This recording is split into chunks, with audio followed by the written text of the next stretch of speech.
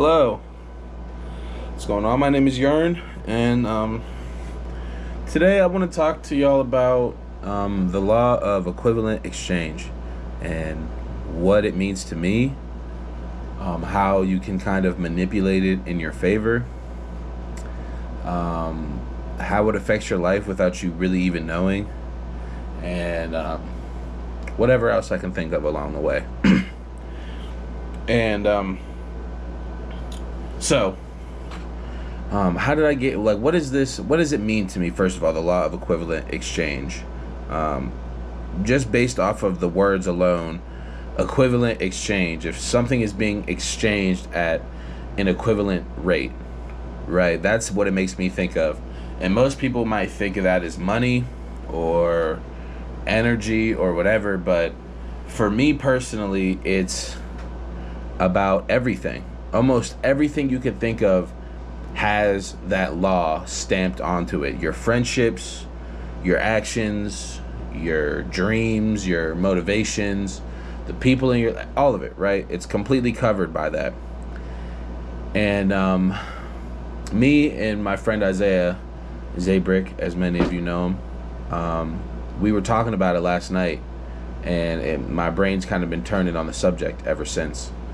And how, right, I'm a music guy. That's what I've been doing for the last couple years or so, like really grinding away at YouTube. And or not YouTube, I'm sorry, grinding away at making music, making songs, as many songs as I can for as long as I can. And at first it was incredibly rewarding, and I started slowly gathering, other skills along the way. What is the word? Creative design, kind of, I guess. Like, what is the word? Graphic design. Graphic design and production and art direction and things of those natures. I started to like, see that I have a bit of skill with them. I have some actual tangible abilities with these subjects, and I was still just focusing on music. Even though I have these things on my tool belt, these gems in my hands, I'm only polishing the one, right? And that's not going to do anybody any good. If your goal is to sell your gems to people and you only polish your biggest, brightest one, you're only going to be able to sell one gem rather than all the skills that you have. And I'm learning now, I'm constantly growing out of that box of, well, this is good enough, right? I'm constantly combating that. It's good enough. And I see creative human beings as only having a limited amount of bandwidth for everything. They only have a limited amount. You can never push past the threshold. It'll always be like, let's just say 100%, right? That's all you'll ever have. And if one thing is taking up 80%, but you still have a bunch of shit, let's say you have 10 other things, right? You have 20% left and 10 other percentage points to go to something. Each thing is only going to get 2. And if you try to add more without decreasing that 80% at all, it's going to get lost to the ether. That's why when you try something new without kind of stopping your main focus, it doesn't work, right? You try to do something, you're like, oh, I'm about to start posting videos, I'm about to start doing this and that, but you don't stop doing your main contributor, you don't slow down that, it's never gonna work that way. The law of equivalent exchange. Right? And so that's where I'm at in life right now. I'm constantly, if I want to try something new, I'm taking something away. I'm making space for it. I'm carving a notch for it, because it deserves, if you really want to care about it, it deserves real attention. It deserves real, time. And I'm just using the example of making music for myself because I make music. But it could be like that for anything. If you're a painter, so on and so forth. Like, We really can't. If you're gonna be a music person or a creative person and you have one main like artifact, what am I talking about? Artifact, fucking skill. You have one main skill and a few smaller ones, and you only lock in on the one. I mean, that's a pipe dream for a creative to only do one thing forever. It just doesn't work like that. And many of us believe that if we just grind hard enough at one thing, we can make it work.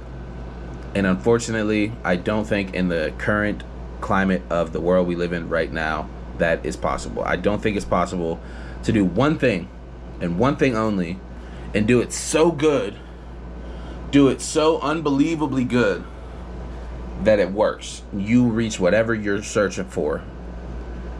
I don't know if it's actually possible. You have to be everything and nothing at the same time.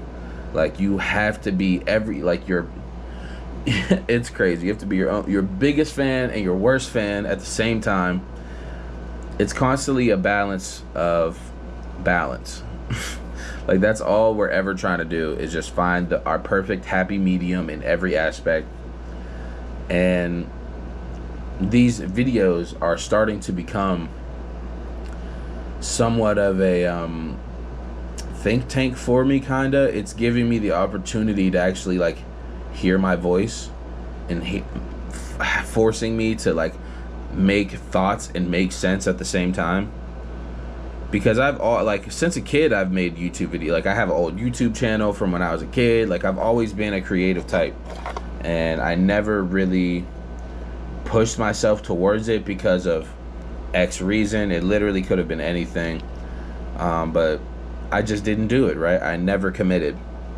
And it upsets me because I refuse to give up my childish ways. I refuse to give up being, lazy and carefree, living by the seat of my pants.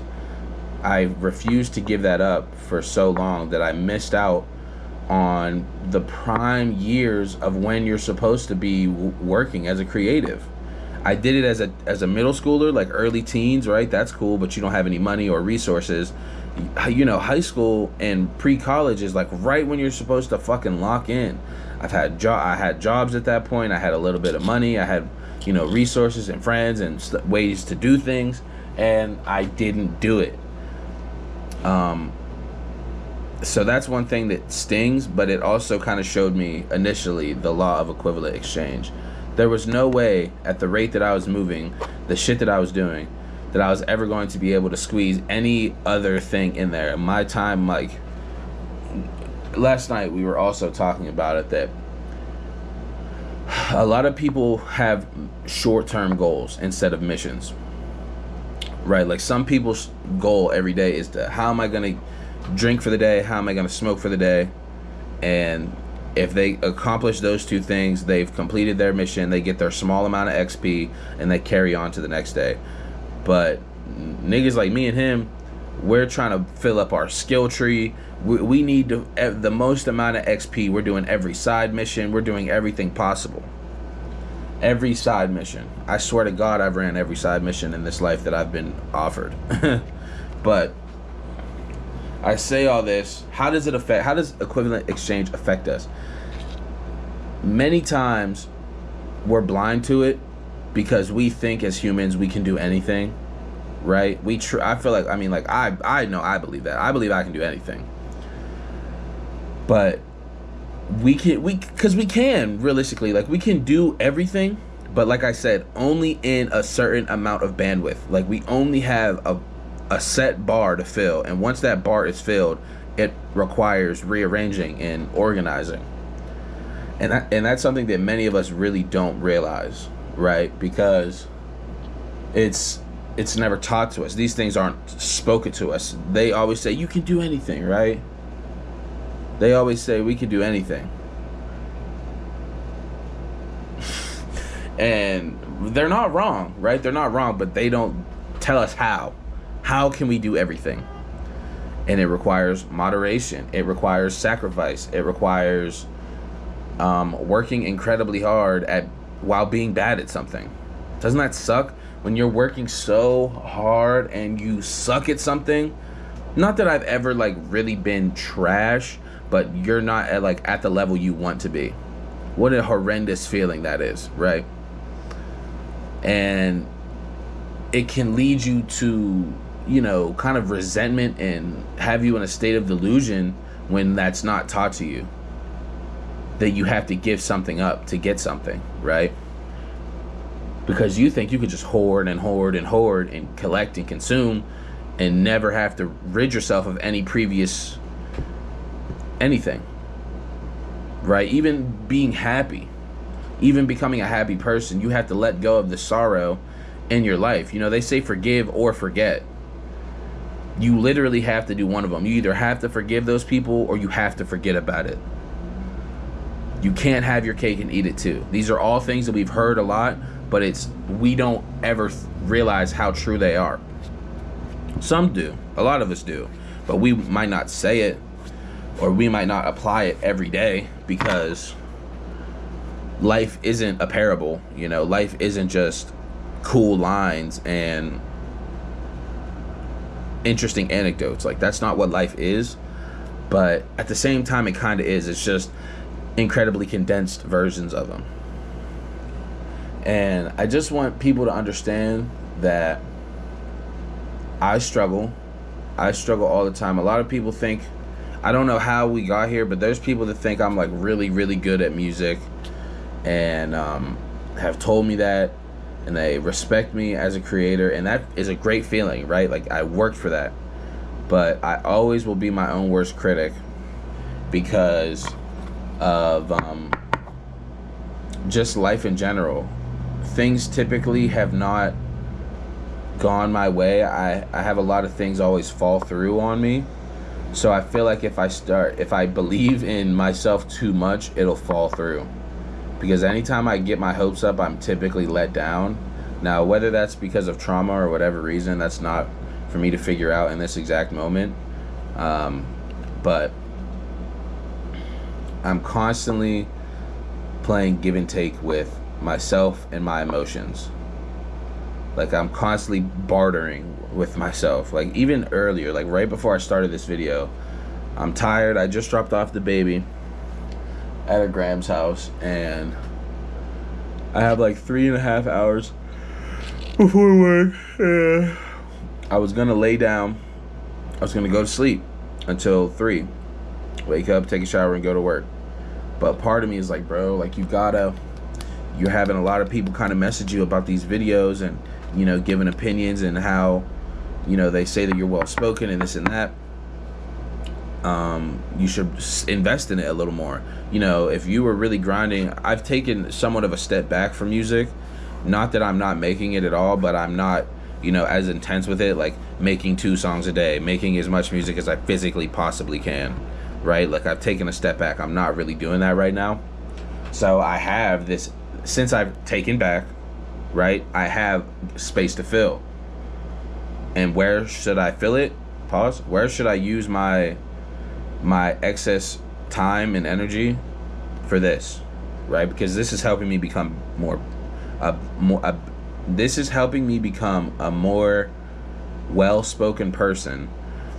It's helping me articulate my thoughts in real time rather than just thinking, not saying any. It's the same thing with music, right? You can't write a song where you're just like where you're just mumbling the words. You have to actually say the words to get your timing right. And it's the same with talking. Like, my timing is just really bad. Like, sometimes I'm the most confident, well-spoken person in the world, and then other times I'm not. Like, I'm bumbling and I'm stumbling over my own words and shit. But this is bringing those two worlds closer together. It's making my median more broad, right? And I'm grateful for that. So I'm going to continue with the videos since I'm taking a bit of a break with music, and this is hopefully going to lead me into what I really kind of want to do next is writing for like a TV show. We may or may not. I've had a couple friends. One wants to do short films. I kind of want to do acting a little bit. I want to write for stuff. And even, once again, last night we were talking about how no one ever tells black people that they can be writers. So for all of my brothers and sisters out there, you can be a TV writer. You don't have to just be an athlete, a singer, a songwriter, a personality. Like, you can do all the same shit. And it might not mean anything coming from me, but maybe it will. You can do, and not even just black people, y'all can do anything. It doesn't have to just be rap or singing or dancing or sports. It doesn't just have to be those 5 things, right? Like, you can be a TV writer, you can be a journalist, you can do these things. It's not impossible to do. That's what they want us to think, but those fields are slowly dying. They're being washed away because no one believes it's possible anymore. You can write a weekly newsletter right now. You can do that. You can do that right now, today, right now. And my whole point is, if there's things that you want to start doing, the only way to get them is to remove what's holding it back, which is probably fear of rejection, any level of fear that you have for it. Remove that from the equation, and now, even if it's a small amount, there is space for this thing to fit into your life, right? Because if you have a lot of fear and you only take a little bit out of it, because I don't think you can ever rid yourself of worrying or fear, especially myself, but to gain, you have to lose, right? No one has ever gained everything without losing nothing, right? It just simply doesn't work like that.